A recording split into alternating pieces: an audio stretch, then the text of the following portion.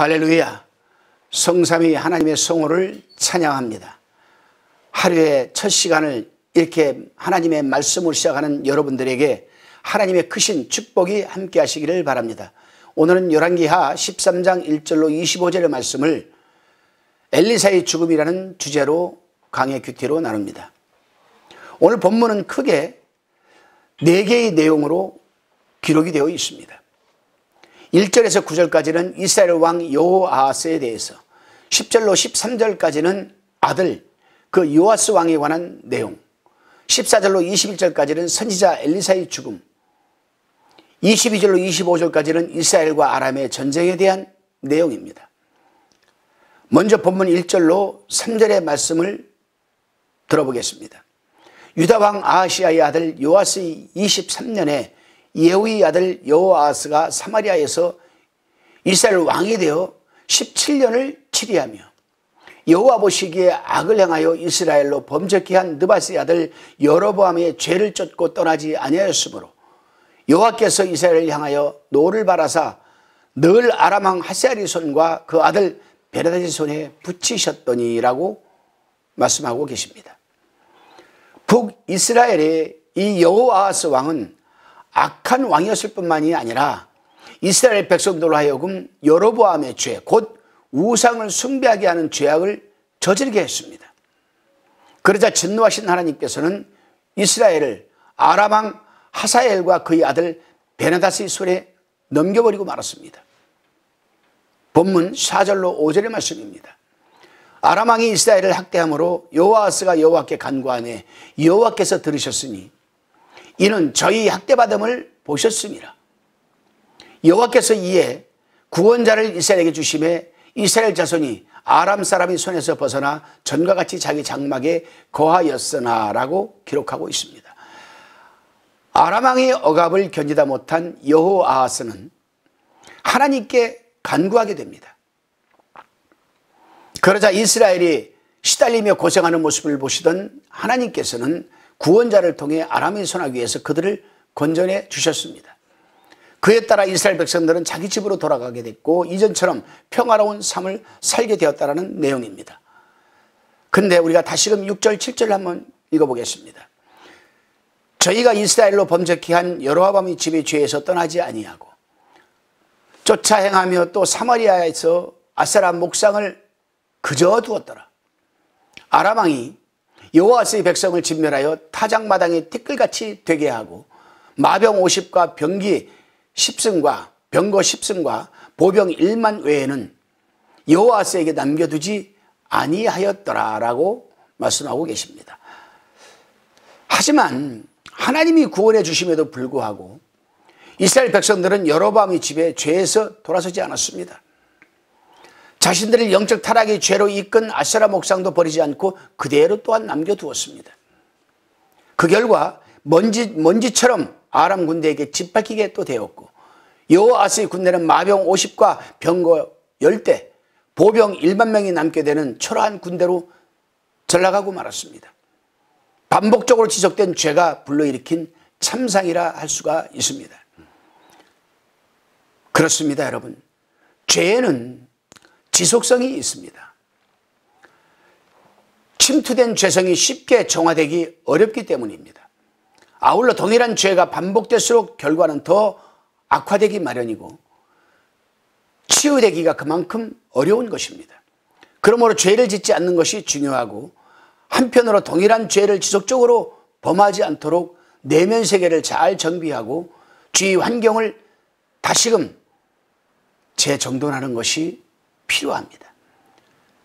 본문 9절로 11절까지의 내용을 우리가 살펴보면 하나님 앞에 악한 삶을 살던 여호아스 왕은 결국 죽었습니다. 이어서 아들 요아스가 왕위에 오르게 되지요. 하지만 그 또한 아버지와 별반 다르지 않았습니다. 하나님 보시기에 똑같이 악을 행하였고 이스라엘 백성들로 하여금 동일하게 우상숭배의 죄악을 저지르도록 부추겼습니다. 아버지의 전철을 그대로 밟은 것입니다. 그렇습니다, 여러분. 그 누구보다 자녀에게 영향을 미치는 사람은 부모 아니겠습니까? 자녀 삶에 가장 큰 영향을 끼치는 존재는 바로 부모입니다. 부전자전 모전여전이라는 말이 있지 않습니까? 아버지의 모습이 아들에게로, 어머니의 모습이 딸의 모습 속으로 고스란히 전이된다는 의미입니다. 자녀는 신체 유전학적으로 부모의 DNA를 물려받을 뿐만이 아니라 부모의 전반적인 삶의 가치관과 신앙관을 답습하게 되어 있습니다. 왜 그렇습니까, 여러분? 부모의 삶을 보며 자라기 때문입니다. 그런 차원에서 오늘 요아스의 모습은 반면교사의 예가 되는 겁니다. 다시금 본문 14절로 15절의 말씀입니다. 엘리사가 죽을 병이 들매 이스라엘 왕 요아스가 저에게로 내려가서 그 얼굴에 눈물을 흘리며 가로되 내 아버지여 내 아버지여 이스라엘이 병거와 마병이여 하매 엘리사가 저에게 이르되 활과 살들을 취하소서 활과 살들을 취하매라고 기록하고 있습니다. 죽을 병에 걸린 자신을 문병원 요아스 왕을 향해서 엘리사는 활과 화살을 가져오라고 합니다. 두 개의 징표를 통해 향후 전개될 이스라엘의 운명을 예언해 주기 위해서입니다. 다시금 18절로 19절입니다. 또 가로되 살들을 취하소서 곧 취하매 엘리사가 또 이스라엘 왕에게 이르되 땅을 치소서 이에 3번 치고 그친지라.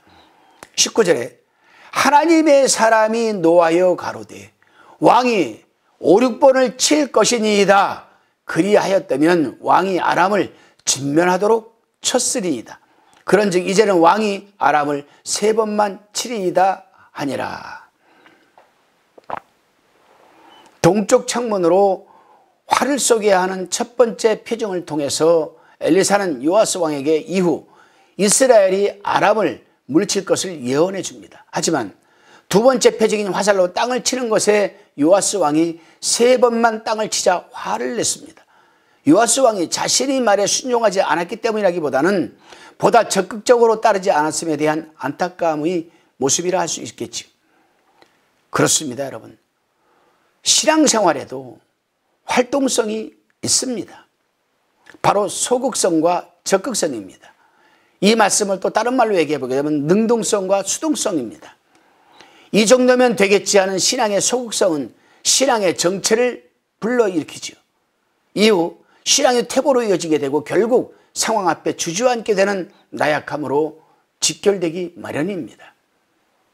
그와는 반대로 신앙에 대한 적극성은 믿음의 활력을 불어넣습니다. 그에 따라 믿음은 성장해 가고 진보해 가기 마련 아니겠습니까?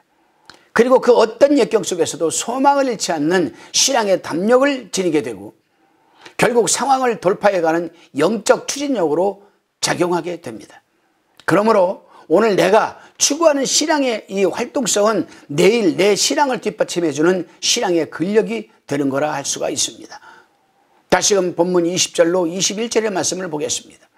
엘리사가 죽음에 장사하였더니 해가 바뀜에 모압 작당이 지경을 범한지라. 마침 사람을 장사하는 자들이 그 적당을 보고 그 시체를 엘리사의 묘실에 들어던짐에 시체가 엘리사의 뼈에 닿자 곧 회생하여 일어섰더라. 엘리사는 죽어 땅에 묻히게 되었습니다. 그 후 이스라엘은 모압 도적들이 들끓게 되었습니다. 한 번은 사람들이 죽은 사람이 장례를 치러주다가 도적들을 보고 놀라 그 시체를 엘리사의 무덤에 던지고는 도망치는 일이 벌어졌습니다. 그런데 그 시체의 뼈가 엘리사의 뼈에 닿자마자 그 사람이 살아나는 이적이 일어났던 것입니다. 이기심이 이 거룻줄을 끊고 하나님의 사명자로서 생을 마감했던 그가 죽어서도 영향을 미치는 순간이었습니다. 그렇습니다, 여러분. 바로 우리 예수 그리스도께서 안 그러겠습니까? 우리 예수 그리스도께서는 분명히 육신으로 이 땅에 오셨지만은 영으로 살아나셨습니다. 육신도 살아나셨습니다. 그리고 이날까지도 하나님 우편에 앉아 계셔서 우리에게 영향력을 끼쳐주고 있습니다. 우리를 위해 중보기도 해주시고 계십니다.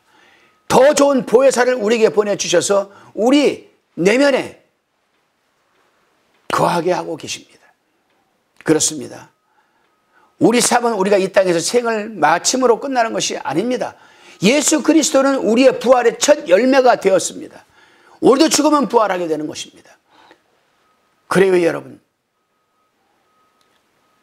인간의 삶은 이 땅에서 죽는다고 해서 그걸로 끝나는 것이 아닙니다.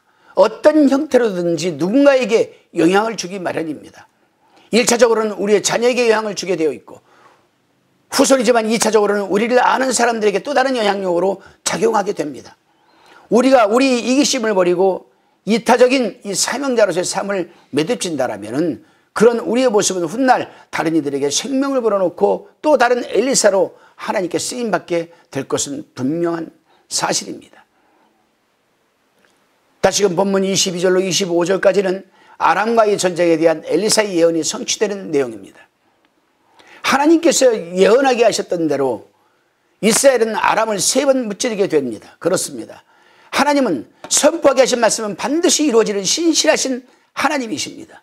제가 누누이 강의 큐티를 나누면서 드린 말씀이 있죠. 하나님의 말씀은 예언의 능력과 성취의 능력이 동시에 공존한다. 하나님이 하신 말씀은 때가 되면 반드시 성취됩니다. 왜요? 진리이기 때문에 그렇습니다. 예언이기 때문에 그렇습니다. 그 하나님의 말씀이 바로 오늘 우리가 들고 있는 바로 이 성경 아니겠습니까? 그러므로 그때 그 자리에서 역사하셨던 하나님, 오늘 말씀을 통해 이 자리에서 동일하게 역사하시는 분, 그분을 우리가 믿는 것이 바로 바른 믿음 아니겠습니까? 오늘도 그 신실하신 하나님을 향해서 믿음 속에 동일한 죄를 짓지 않도록 내면과 환경을 잘 정비하시고 주위 환경을 잘 정리하시고 가지치기를 잘 하셔서 또 여러분의 자녀들을 양육을 말씀으로 잘 양육하셔서 하나님이 기뻐하는, 그리고 이기심의 거룻줄을 끊어버리는 적극적으로 이타적인 사명자의 길을 걸어가시고 내일의 삶을 대비하시는 지혜로운 우리 모두가 되기를 바랍니다. 그런 우리들의 삶이 훗날 믿음이 죽어있는 이들을 다시 살아나게 하는 주님의 켈리, 즉 도구로 쓰임받을 수 있기를 소망해 봅니다. 기도하시겠습니다. 저희 삶으로만 끝나지 않음을 다시금 일깨워 주셔서 감사합니다. 자녀들에게, 주변인들에게, 누군가에게도 영향을 미치는 것이 저희의 인생인 것을 깨닫게 되었습니다. 주님, 그러한 사실을 우리가 기억하며 동일한 죄를 저지르는 어리석은 범하지 않도록 깨어있게 도와주시고 보다 적극적인 모습으로 신앙생활을 영위하게 하여 주옵소서. 더 나아가 이기심의 거룩줄을 끊고 이타적인 사명자로 살아가게 붙들어 주시고 그를 통해 내일 신앙의 이 터전을 견고하게 터져나가는 오늘 하루가 되게 하여 주옵소서. 그런 저희의 삶이 누군가를 다시금 살려내는 이 시대의 엘리사로 쓰임받는 은총을 입게 하여 주옵소서. 믿사옵고 감사드리오며 예수님의 이름으로 기도드리옵나이다. 아멘.